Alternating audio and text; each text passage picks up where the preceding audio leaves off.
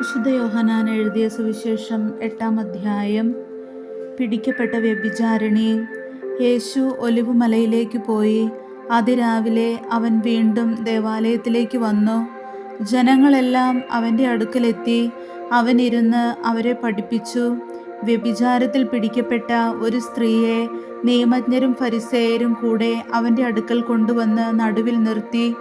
അവർ അവനോട് പറഞ്ഞു, ഗുരു, ഈ സ്ത്രീ വ്യഭിചാരത്തിൽ പിടിക്കപ്പെട്ടവളാണ്. ഇങ്ങനെയുള്ളവരെ കല്ലെറിയണമെന്നാണ് മോശ നിയമത്തിൽ കൽപ്പിച്ചിരിക്കുന്നത്. നീ എന്തു പറയുന്നു? ഇത് അവനിൽ കുറ്റം ആരോപിക്കാൻ വേണ്ടി അവനെ പരീക്ഷിച്ചു കൊണ്ട് ചോദിച്ചതാണ്. യേശു ആകട്ടെ കുനിഞ്ഞ് വിരൽ കൊണ്ട് നിലത്ത് എഴുതിക്കൊണ്ടിരുന്നു. അവർ ആവർത്തിച്ച് ചോദിച്ചു കൊണ്ടിരുന്നതിനാൽ അവൻ നിവർന്ന് അവരോട് പറഞ്ഞു, നിങ്ങളിൽ പാപമില്ലാത്തവൻ ആദ്യം ഇവളെ കല്ലെറിയട്ടെ. അവൻ വീണ്ടും കുനിഞ്ഞ് നിലത്ത് എഴുതിക്കൊണ്ടിരുന്നു. എന്നാൽ ഇതു കേട്ടപ്പോൾ മുതിർന്നവർ തുടങ്ങി ഓരോരുത്തരായി സ്ഥലം വിട്ടു. ഒടുവിൽ യേശുവും നടുവിൽ നിന്നിരുന്ന ആ സ്ത്രീയും മാത്രം ശേഷിച്ചു. യേശു നിവർന്ന് അവളോട് ചോദിച്ചു, സ്ത്രീയെ, അവർ എവിടെ? ആരും നിന്നെ വിധിച്ചില്ലേ? അവൾ പറഞ്ഞു, ഇല്ല കർത്താവേ. യേശു പറഞ്ഞു, ഞാനും നിന്നെ വിധിക്കുന്നില്ല. പോയിക്കൊള്ളുക, ഇനിമേൽ പാപം ചെയ്യരുത്. യേശു ലോകത്തിൻ്റെ പ്രകാശം.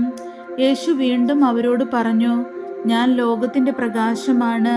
എന്നെ അനുഗമിക്കുന്നവൻ ഒരിക്കലും അന്ധകാരത്തിൽ നടക്കുകയില്ല, അവന് ജീവന്റെ പ്രകാശമുണ്ടായിരിക്കും. അപ്പോൾ ഫരിസേയർ പറഞ്ഞു, നീ തന്നെ നിനക്ക് സാക്ഷ്യം നൽകുന്നു, നിന്റെ സാക്ഷ്യം സത്യമല്ല. യേശു പ്രതിവചിച്ചു, ഞാൻ തന്നെ എനിക്ക് സാക്ഷ്യം നൽകിയാലും എൻ്റെ സാക്ഷ്യം സത്യമാണ്. കാരണം ഞാൻ എവിടെ നിന്ന് വന്നുവെന്നും എവിടേക്ക് പോകുന്നുവെന്നും എനിക്കറിയാം. എന്നാൽ ഞാൻ എവിടെ നിന്ന് വരുന്നുവെന്നോ എവിടേക്ക് പോകുന്നുവെന്നോ നിങ്ങൾ അറിയുന്നില്ല. നിങ്ങളുടെ വിധി മാനുഷികമാണ്. ഞാൻ ആരെയും വിധിക്കുന്നില്ല. ഞാൻ വിധിക്കുന്നെങ്കിൽ തന്നെ എൻ്റെ വിധി സത്യമാണ്. കാരണം ഞാൻ തനിച്ചല്ല, എന്നെ അയച്ച പിതാവും എന്നോട് കൂടെയുണ്ട്. രണ്ടുപേരുടെയും സാക്ഷ്യം സത്യമാണെന്ന് നിങ്ങളുടെ നിയമത്തിൽ തന്നെ എഴുതിയിട്ടുണ്ടല്ലോ. എന്നെക്കുറിച്ച് ഞാൻ തന്നെ സാക്ഷ്യം നൽകുന്നു. എന്നെ അയച്ച പിതാവും എന്നെക്കുറിച്ച് സാക്ഷ്യം നൽകുന്നു. അപ്പോൾ അവർ ചോദിച്ചു, നിന്റെ പിതാവ് എവിടെയാണ്? യേശു പറഞ്ഞു, നിങ്ങൾ എന്നെ ആകട്ടെ എൻ്റെ പിതാവിനെ ആകട്ടെ അറിയുന്നില്ല. എന്നെ അറിഞ്ഞിരുന്നുവെങ്കിൽ എൻ്റെ പിതാവിനെയും അറിയുമായിരുന്നു. ദേവാലയത്തിൽ ഭണ്ഡാര സ്ഥലത്ത് പഠിപ്പിച്ചു കൊണ്ടിരുന്നപ്പോഴാണ് അവൻ ഇതെല്ലാം പറഞ്ഞത്. എന്നാൽ ആരും അവനെ പിടിച്ചില്ല, കാരണം അവൻ്റെ സമയം ഇനിയും വന്നു ചേർന്നിട്ടില്ലായിരുന്നു. യഹൂദർക്ക് മുന്നറിയിപ്പ്. യേശു വീണ്ടും അവരോട് പറഞ്ഞു, ഞാൻ പോകുന്നു. നിങ്ങൾ എന്നെ അന്വേഷിക്കും, എന്നാൽ നിങ്ങളുടെ പാപത്തിൽ നിങ്ങൾ മരിക്കും. ഞാൻ പോകുന്നിടത്തേക്ക് വരാൻ നിങ്ങൾക്ക് കഴിയുകയില്ല. അപ്പോൾ യഹൂദർ പറഞ്ഞു, ഞാൻ പോകുന്നിടത്തേക്ക് വരാൻ നിങ്ങൾക്ക് കഴിയുകയില്ല എന്ന് അവൻ പറയുന്നല്ലോ. അവൻ ആത്മഹത്യ ചെയ്തേക്കുമോ? അവൻ പറഞ്ഞു, നിങ്ങൾ താഴെ നിന്നുള്ളവരാണ്, ഞാൻ മുകളിൽ നിന്നുള്ളവനും. നിങ്ങൾ ഈ ലോകത്തിൻ്റെതാണ്, ഞാൻ ഈ ലോകത്തിൻ്റെതല്ല. നിങ്ങൾ നിങ്ങളുടെ പാപങ്ങളിൽ മരിക്കും എന്ന് ഞാൻ നിങ്ങളോട് പറഞ്ഞു. എന്തെന്നാൽ ഞാൻ തന്നെ എന്ന് വിശ്വസിക്കുന്നില്ലെങ്കിൽ നിങ്ങൾ നിങ്ങളുടെ പാപങ്ങളിൽ മരിക്കും.